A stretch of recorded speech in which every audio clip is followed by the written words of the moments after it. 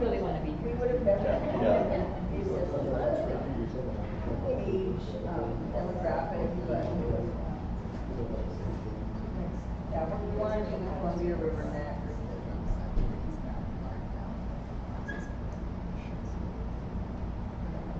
2 minutes, 2-minute warning.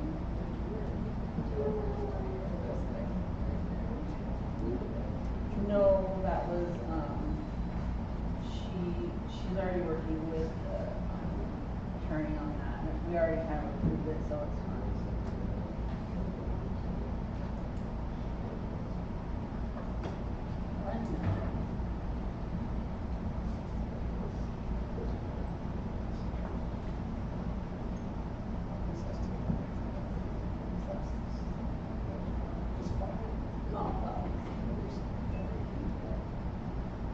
Would you like to sit in the front row? Don't be shy. Don't be shy. Don't bite. Promise. Might get an A. Yeah. You don't have to, just specify. Well, now, it's a Now lot you're of telling money. me. Now you tell it. Actually, the vice mayor said it's not even sitting in the front row. All you do is wear sunglasses and No, don't That's do what he that. does.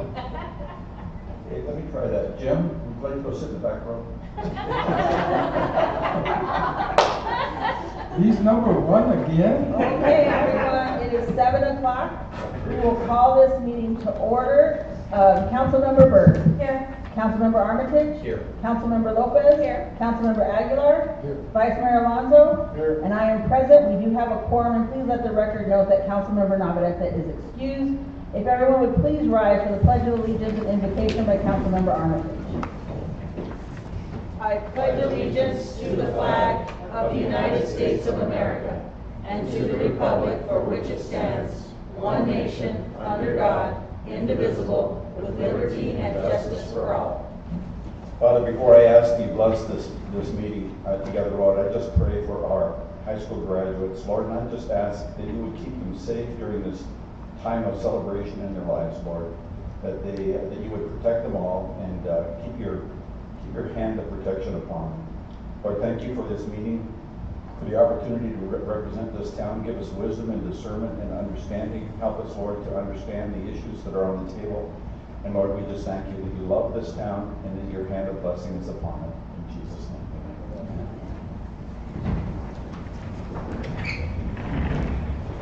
Ready? We do have a few special presentations, Council, and Judge Ellie Brown sends her regards, and she doesn't really need to do that presentation because we had approved it earlier, but she probably will be checking in with us later this summer just for a visit. Our first presentation tonight is a proclamation for the 54th Annual Professional Municipal Clerks Week, which was April 30th through May the 6th. We want to give Ruby and her team, Carla, a round of applause before we read the proclamation, because they do a lot to keep our community organized.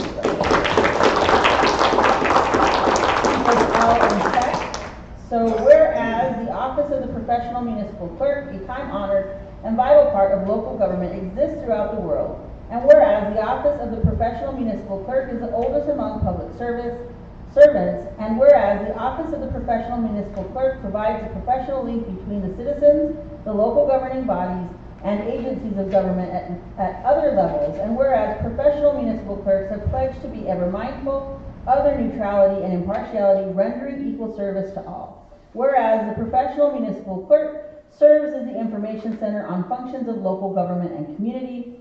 Whereas professional municipal clerks continually strive to improve the administration of the affairs of the Office of the Professional Municipal Clerk through participation in educational programs, seminars, workshops, and the annual meetings of their state, provincial, county, and international professional organizations. Whereas it is most appropriate that we recognize the accomplishments of the Office of the Professional Municipal Clerk, now therefore I, Mila Vesich, Mayor of Superior, Arizona, do recognize the week of April 30th through May 6th as Professional Municipal Clerks Week, and further extend appreciation to our professional municipal clerk, Ruby Cervantes, and to all professional municipal clerks for the vital services they perform and their exemplary duties, dedication to the communities they represent.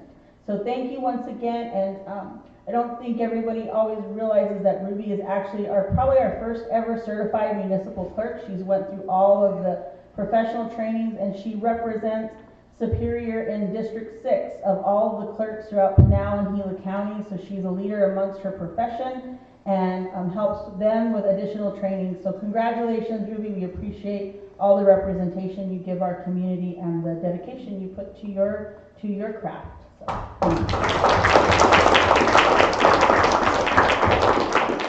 Again, presentation number B is not going to happen tonight. So our next presentation is Arizona Water Company. Will be presenting an overview of their Eastern Group rate case. Mr. Schneider and Bill Staples will be presenting the first half, and Ms. Hart will be presenting the last half.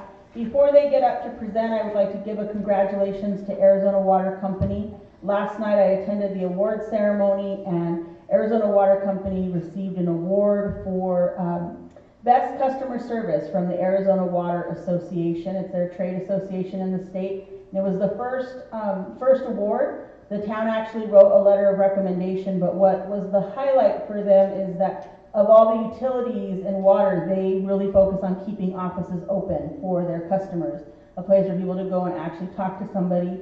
And so I think that's really commendable in a time when a lot of things are being pushed to digital, while also improving their digital format. So congratulations, Arizona Water. We appreciate all of the dedication and the support you give to the town. So I'll turn it over to Fred, and you can give your presentation.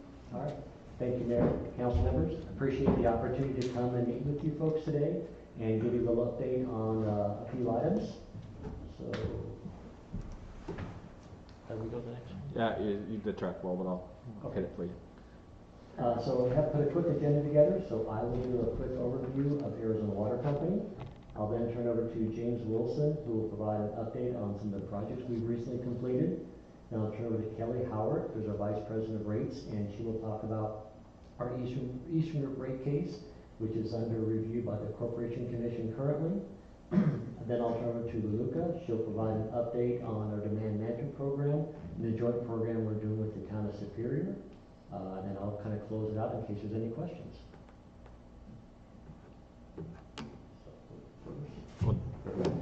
So a little history on Arizona Water Company. Some folks probably already know a lot of this. We were started in 1955. We are one of the largest private water companies in the state of Arizona.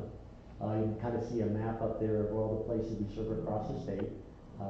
We provide water to 8 counties and over 20 communities across the state of Arizona.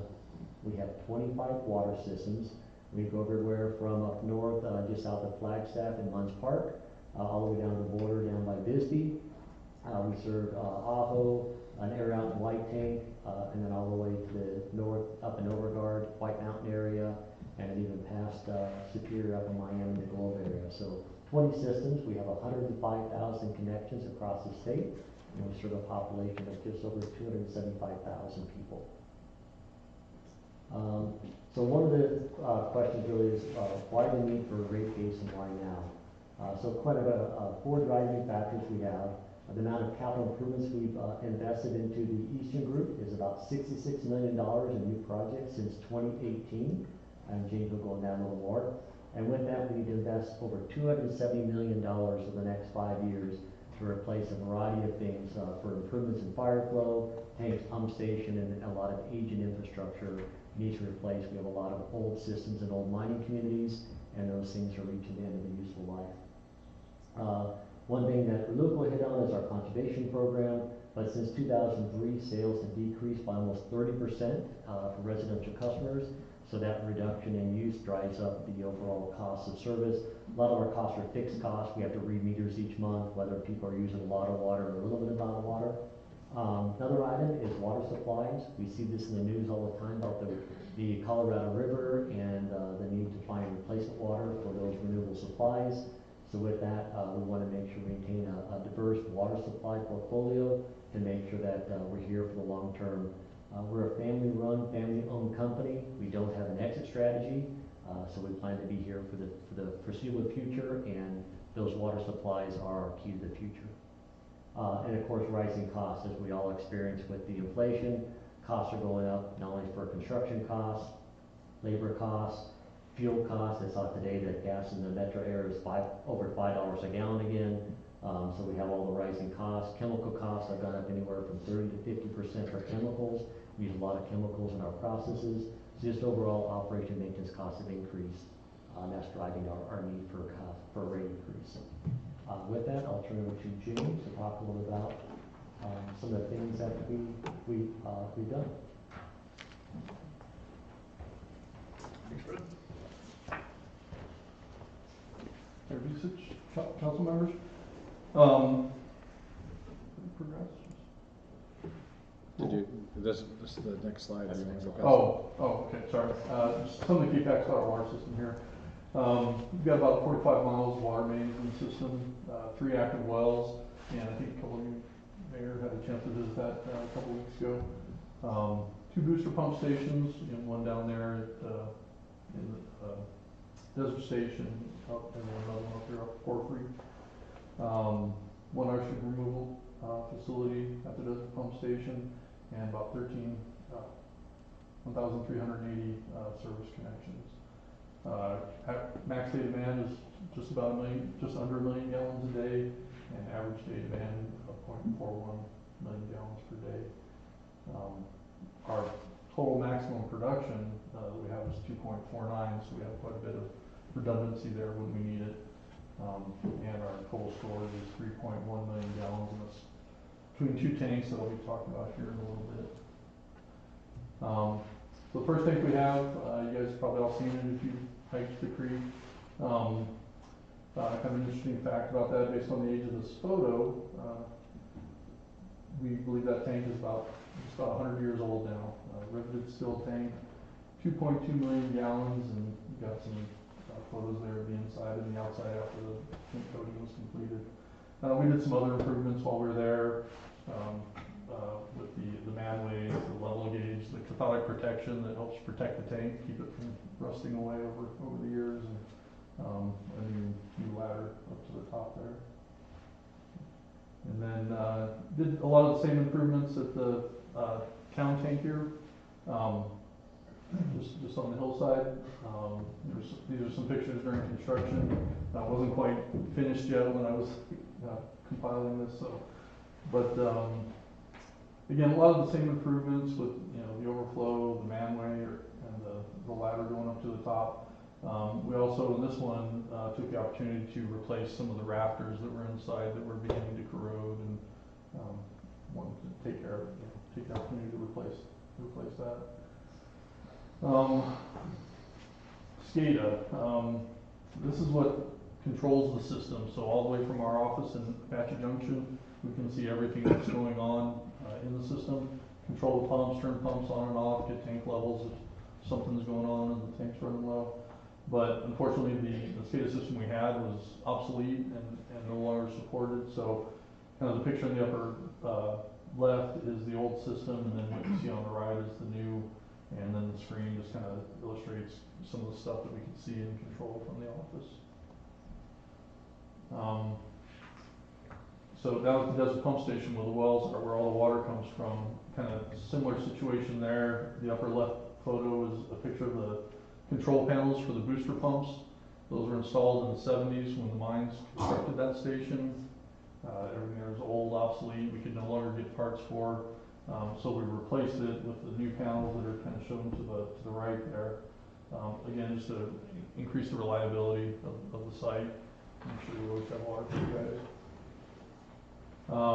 And then our aging infrastructure projects, I think there were a total of about 20 projects that we've done, between meter replacements, service replacements, main replacements. There's actually a couple we're wrapping up, the last few right now. You guys have probably seen construction going on over at Western and Valentine Stone, and the last one we're doing is over here on San Juan. Should be wrapped up here in a couple months, and I know we've got some narrow roads here and causes some inconveniences, but it's worth it in the end. Reduces our water loss, helps keep our costs down, reduce our water loss. And, also, Fred mentioned fire flows earlier. All of those mains that we replace are typically, small diameter, 2-inch galvanized mains. We're going back in with minimum 6-inch mains, so it helps with flow too. This is our 12-inch high-pressure transmission main. So when we pump from the desert station, 26 miles up to Superior, it starts out at about 800 PSI, very high pressure. The photo to the upper right, it's a frequent target of enthusiasts, recreating out in the desert. But we get a hole in that main, we can, at 800 PSI, we can lose a lot of water really fast. Historically, there have been butterfly valves on that main that don't stand the test of time, I guess I'll say. So we've gone through, replaced all the valves, and installed additional valves. So we've got about one valve each mile. It helps us reduce our water loss again. When we do have a leak, we have to drain that section of main. So by installing more valves, we're having to drain less water. In that lower right-hand picture, it's kind of hard to see, but we also installed 3 small 2-inch high-pressure valves. Gives us the opportunity on the downstream side, gives us a place to drain. On the upstream side, gives us a place to flush when we're refilling that main after we've made the repair. And then a valve in the middle there, it's just a bypass, helps us to operate that high-pressure valve. Full pressure there. And then last but not least, we've got our meter replacement program. Of the 1,380 service connections, since our last rate case anyway, we've replaced almost all of them, 1,050. Also helps with our water loss, in the sense that as the meters age, they tend to slow down, so you end up getting a lot of free water. What's wrong with that? But it counts against us when we have to report to the state. It gets recorded as a loss, as if we dumped it on the ground.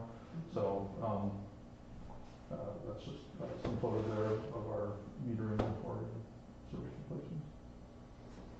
Any questions? Questions? Go through too fast. I have a question. Oh, sure. Sorry. So you're going from 2-inch to 6-inch main, and you're putting a lot more pressure. What happens? We have good pressure in some areas. So what happens to the pressure valves at the homes? The pressure really isn't increasing. That's static. It's kind of based on the tank levels, the tank elevations. You might, if you notice any increase in pressure, it's mainly due to flow. If there's a small diameter main with a lot of demand on it, the pressure will really drop as it flows through that small diameter main. But once we install the large mains, you shouldn't see that pressure drop with use. It'll be more consistent. Thanks. I don't have a question, but just a comment. I just want to go back to the tour you guys gave. It was excellent. It was outstanding. If anybody gets an opportunity to take that tour, you need to, because I understood everything he said up there, because I paid attention when we went. And for those councilmen, if you get a chance and you haven't done it yet, I highly recommend it. It's definitely worth the 4 or 5 hours it took to do that. Thank you very much for that. It was impressive for me. Happy to give that tour anytime you guys want to do it. I think we're talking about trying to make it a regular thing.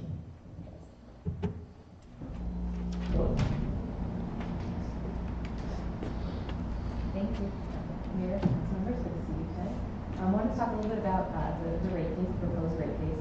Thought we'd start with just how the process works. It's a little bit different than a lot of other processes to change rates. You go to buy an airline ticket, the airline prices change every minute, it seems like, and so they can make those really concurrent cost changes. And other services, they may change annually depending on what the cost they foresee. But for us, we have to file a rate case with the Arizona Corporation Commission. The Arizona Corporation Commission is an elected body of 5 different members. And when we file a rate case, we aren't able to do it annually. It actually takes us about 5 to 6 years from when we change our rates. And so our last rate case that we did for Superior, those rates took effect in February of 2018.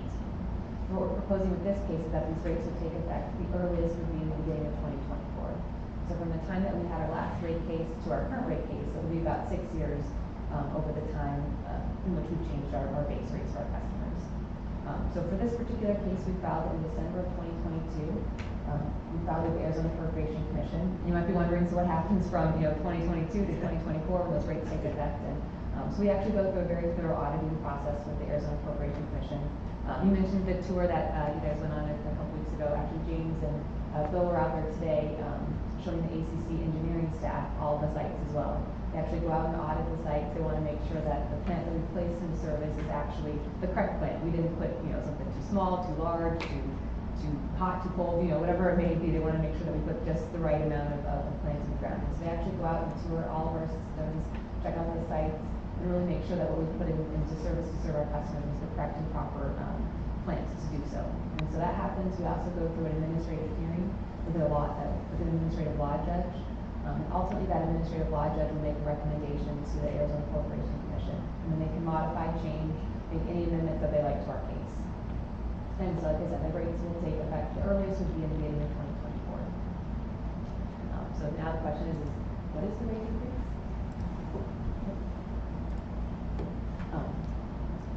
So what we're proposing is a rate increase. You can see there about an increase of 34%, which is certainly a high rate increase. As I mentioned, is that last time our rates changed was in 2018. So if you look at that on a yearly basis, that's about a 5-6% rate increase per year if you look at it on an annual basis. It is large, and it's something that we really are conscious of as a company. But as Fred mentioned in the opening, we construct a lot of new plants in the Superior area.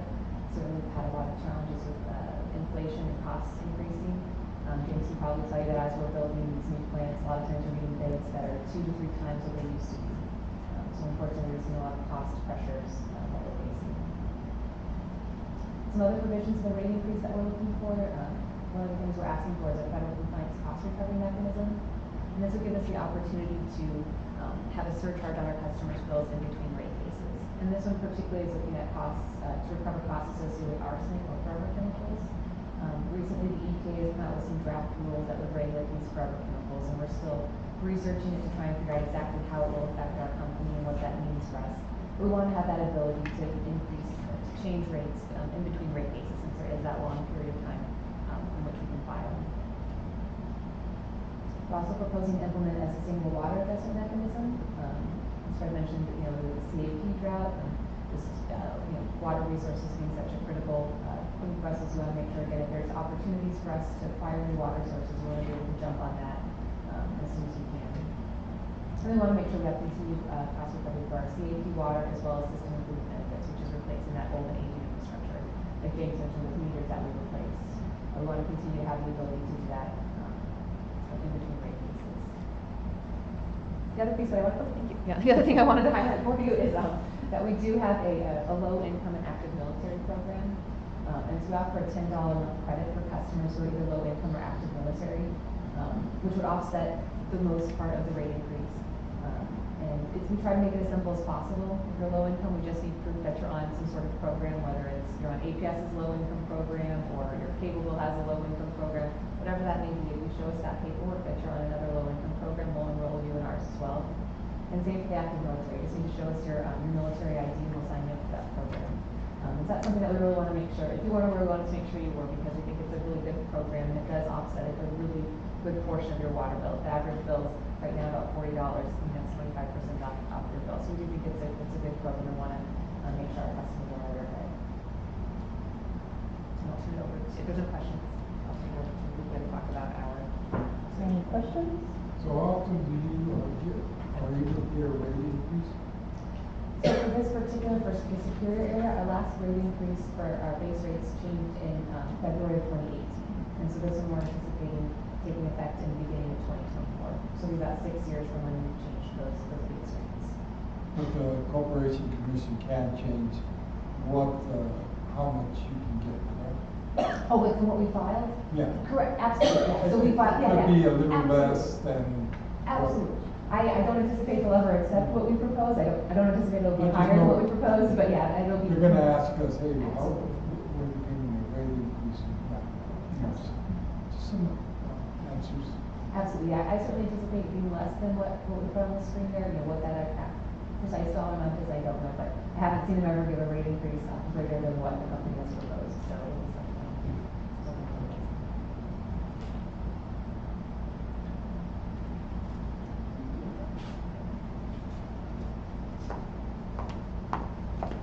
Hello, Mayor and Council. I'm Raluca. If you haven't met me already, hello.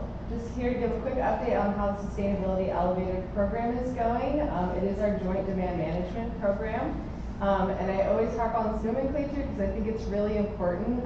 So we categorize these as demand management programs over water conservation programs, because if it's just a water conservation program, it puts all the emphasis on our end users to conserve water. Whereas if we call it a demand management program, it also puts emphasis on us as the utility to make sure that we're not wasting water and we're using water as efficiently as possible as well. So we like to hold ourselves accountable to the same bar we hold our customers. So there we go. Onward. If I can figure this out. Scroll the trackball, sorry. I'll do it for you. Thanks, Todd. I didn't Okay. need a presentation, I'm sorry.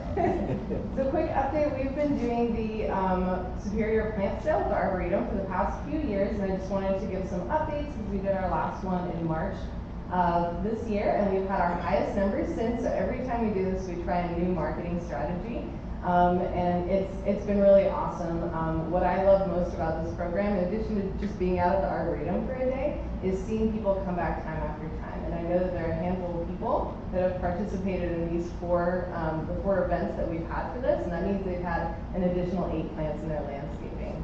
This is a program that Mayor Mila is really passionate about and suggested to us as a way of encouraging people to have more desert-friendly landscapes and add pollinator plants into their landscapes. So this is really exciting, and it's been a great opportunity to get to know the community. Next slide. Also, to kind of call out the elephant in the room, everyone keeps talking about this tour that we did on April 11th. Here are some slides. We had about 15 people attend the tour. It was really successful. It was invite only, just so that we can kind of manage how many people were attending. But we had people from throughout the community come, and it was amazing. It was a very thorough tour where Arizona Water Company staff took the tour attendees through the different tanks, where the well field is at, and answered questions, and were really thorough in explaining the long journey that it takes to get water up to the town of Superior. It was really awesome. The last time we did it was November 2021, and we're planning on doing it every few years or so. Thank you to those who attended, and for those who haven't, I will see you next time.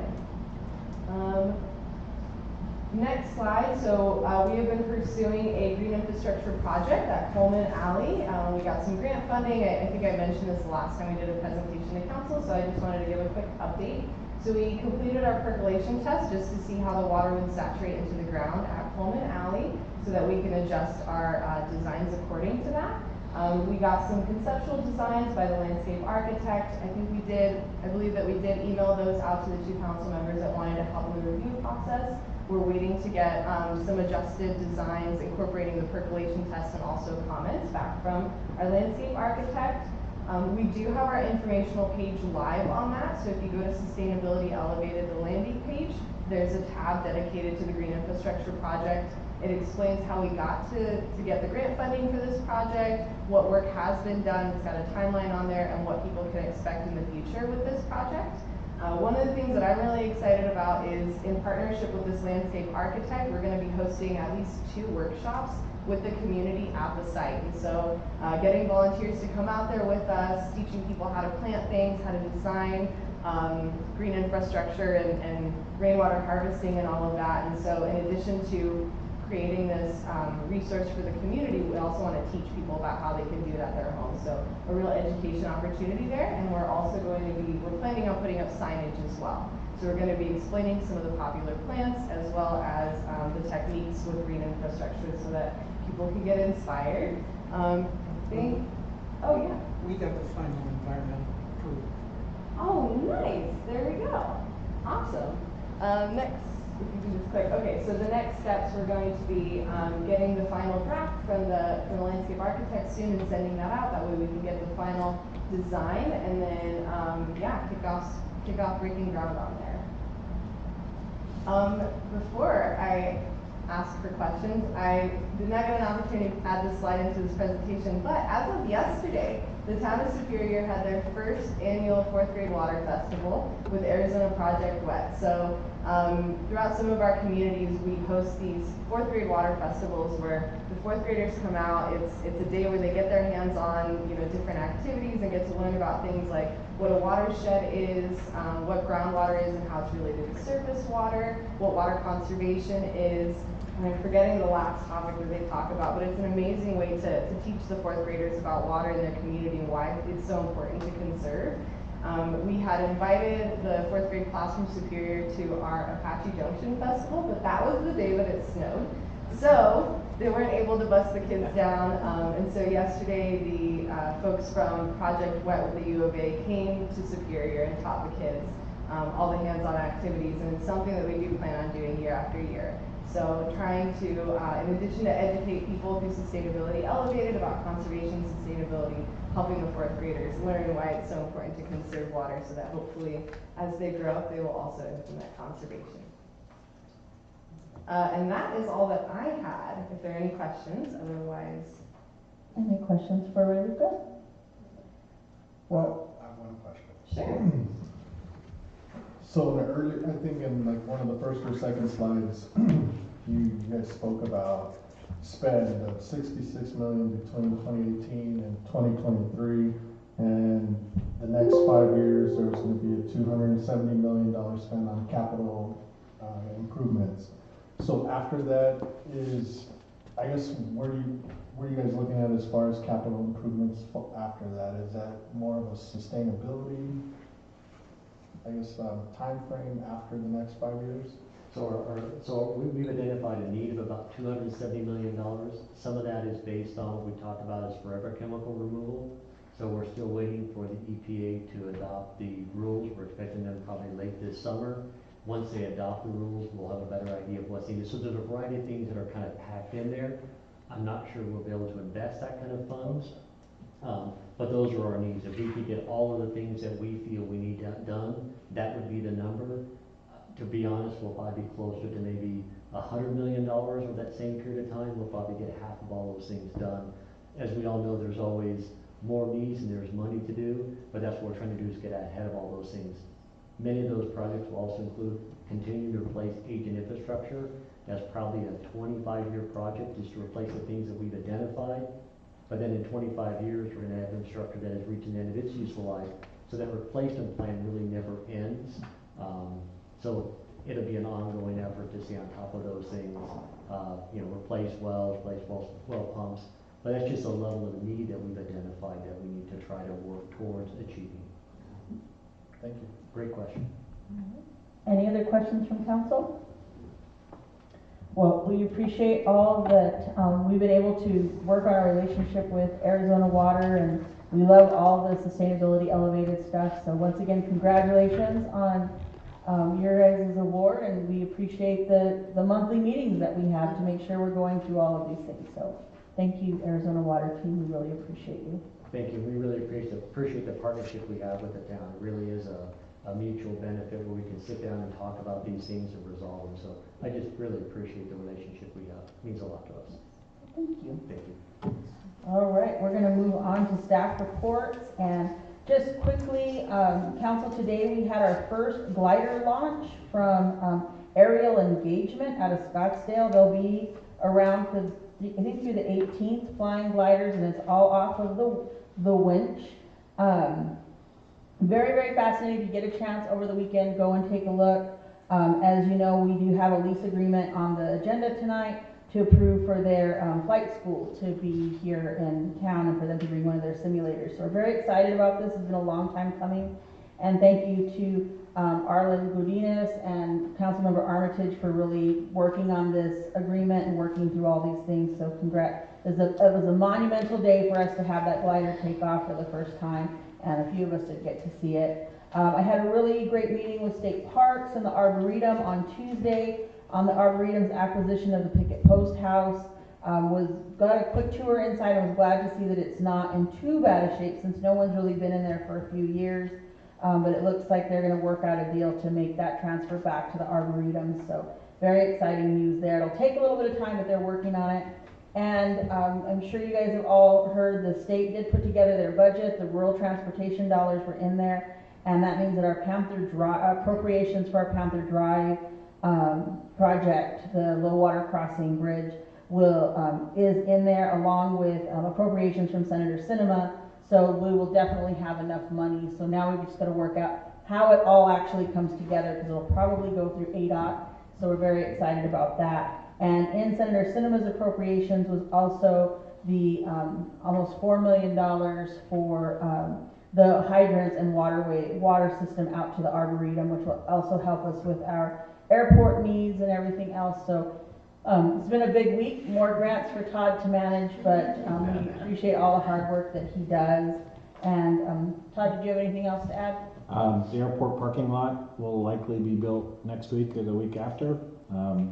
So was a windfall funding that ADOT offered to us. It's $66,000 and that parking lot will be completely paved.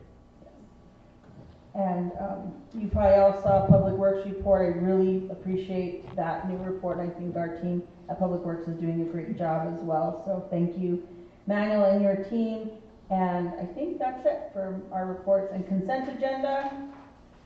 Approval of the minutes of the Town Council meeting on April 13th, 2023. Approval of the minutes of Town Council work session on April 13th, 2023. Approval of Town of Superior alcohol permit for Robert Mendoza, St. Francis of Assisi Church for Saturday, October 16th, 2023 from 9 a.m. to 10 p.m. Approval of Arizona Department of Liquor Licenses and Control for a special event license for Robert Stephen Mendoza for St. Francis of Assisi Paris Fiesta on Saturday, September 16, 2023, located at St. Francis of Assisi Church, 490 West Main Street, Superior, Arizona, 85173, from 9 a.m. to 10 a.m. Approval of Town of Superior special event use permit sponsorship for Burroughs Rock, Arizona, and Yonder DBA Bray for the fourth annual annual running of the Burroughs in Superior, Arizona, and Jackass Bash on Main Street and in the park on Saturday, October 14, 2023 from 7 a.m. to 5 p.m. Approval to authorize to sign pipeline license agreement when it is finalized. Approval of new 23-24 EMI health renewal rates for employee insurance. Approval of HF 122-326 grant funding agreement in the amount of $132,000. State Forestry is the recipient of the funds provided by the state of Arizona for the purpose of hazardous vegetation mitigation projects within the state of Arizona. The objective of this funding is to assist communities which have been identified as having wildfire hazard potential with fire prevention, critical infrastructure protection, and forest and watershed restoration.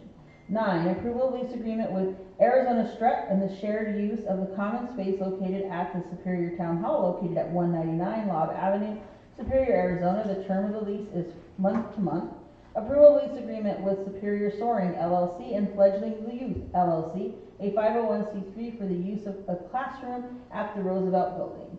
Approval of government services contract between the State of Arizona Department of Environmental Quality and the Town of Superior. The purpose of this agreement is to provide through the ADQ Brownfield State Response Grant funding on behalf of the Town of Superior for an asbestos abatement and oversight of the former Superior High School site. The site is improved property located at 98 High School Avenue, Superior, Arizona. ADEQ responsibility is to provide up to $51,000 for the cleanup and oversight, and of course our approval of department reports. Do we have any questions or comments on the consent agenda? I just have one on number 4. Do we need to update that to say 10 p.m. to match the actual event? Oh, what does their application say? Maybe it's just a typo. It's just a typo on the agenda, so whoever wants to make the motion, maybe just clarify that. And I'll make a motion to approve, considering that's 10 p.m. Okay, so there's a motion on the floor to approve the consent agenda with the amendment that agenda item 4 say 10 p.m., not 10 a.m. Is there a second? Second by Vice Mayor Alonso. All in favor? Aye. Any opposed? Motion carries. We're going to move on to new business. Discussion possible approval of our resolution 2023-644, a resolution of the Town Council of the Town of Superior, Pinal County, adopting the fiscal year 23-24 tentative budget Again, we're not making any changes. We had our budget retreat and discussion at our last meeting. Are there any questions from council to staff on the budget? Hearing none, do we have a motion to approve? I'll make the motion we approve. There's a motion to approve resolution 2023-644. Do we have a second? Second. Second by Councilmember Armitage. All in favor? Aye. Any opposed? Motion carries. Discussion and possible approval of resolution 2023-665, a resolution of the town of Superior, Arizona designated the chief fiscal officer for officially submitting the 23-24 fiscal year expenditure limitation report to the Arizona Auditor General. For the public, this is a housekeeping item that we have to do each year for the state. This is action item number 2. Do we have a motion to approve? Motion by the Vice Mayor. Do we have a second? Second by Councilmember Aguilar. All in favor? Aye. Any opposed? Motion carries. Discussion and possible approval of resolution 2023-66, wow, that's 666, a resolution of the mayor and town council of the town of Superior designating the town manager as agent for the town of Superior to officially submit the USDA Rural Development Community Facilities Grant in the approximate amount of $765,408,000 for the Superior Fire Department pumper acquisition and to sign documents and agreements necessary to receive the USDA Rural Development Community Facilities Grant Fund grant assistance, and this is action item number 3. Do we have any questions or comments on this? Hearing none, do we have a motion to approve? There's a motion by Councilmember Aguilar. Do we have a second? Second. Second by Councilmember Lopez. All in favor? Aye. Any opposed? Motion carries. We're moving on to call to the public. Is there anyone signed in for call? There's nobody signed in for call to the public. Is there anyone from the public that wishes to address the council? Last call. All right. Hearing none, there is no executive session tonight. So summary of current events. We'll start with Councilmember Byrd. Just want to say congratulations again to the graduating seniors. Have fun on your celebrations and be safe. And we'll always be here to support you. Other than that, thank you to the town staff for all you do and your hard work. Councilmember Armitage. I have none. What? Are you okay? Something's wrong. We love you, Councilmember Armitage. Thank you. Councilmember Lopez. You know what Amy said about the graduates, we're just so proud of them and, wish them all well. And don't forget to go out and support the Little League games, they're going on right now, so the kids are awesome to watch, so, other than that, just have a good evening. Councilmember Aguilar. Ditto on everything you guys are saying, but I also wanted to say, I've been over 14 years on the council, and this is the best staff we've ever had. And I'm so proud of you guys. Yes, we are very proud. And thank you for everything you do. Awesome. Vice Mayor Alonso. I don't think there's nothing. You guys said it all. Congratulations, everyone. Yes, congratulations, everyone. And just in my comment, we do have this owner of Arizona, AZ Strut, who we've approved your lease. So thank you and welcome to our community. But AZ Strut works with Chicanos for La Causa. They recently came out and gave away 300 computers, refurbished laptop computers, to help our residents have access. And with this partnership, this will actually add some IT training for young people, as well as ongoing computer training for all residents. So this is a really wonderful addition, not just for Superior, but the surrounding area. So we're excited to have you. Welcome to Superior. And I think that's it. Mr. Pryor, do you have anything else to add? Just a comment, as the council leaves, you might look at the new lighting in our parking lot and our baseball field and basketball field that we finally fixed it by popular demand, so. Thank you. I hear it's money. It's money. The young people are saying it's money. APS didn't do it for us? I think that helps. The town wanted to take over their own lighting, so APS will support any community wire. We appreciate APS very much too, and we give a lot of love to AZ Water, but we love APS too. Thank you. On behalf of APS. Yes. Scheduling of meetings and events, Emergency Services Committee will be on May 18th, 2023 at 6 p.m. Community Development Committee, May 25th, 2023 at 6 p.m. Planning and Zoning will be June 1st, 2023 at 6 p.m. And then our next town council meeting is June 8th, 2023. Do we have a motion to adjourn? There's a motion by Councilmember Armitage, second by Vice Mayor Alonso. All in favor? Aye. Any opposed? Motion carries and the meeting adjourns at 7:43. Thank you all for coming. Thank you all for coming. The flaggers, can you go and ride? That's a question for Councilmember Armitage. Councilman, you heard me.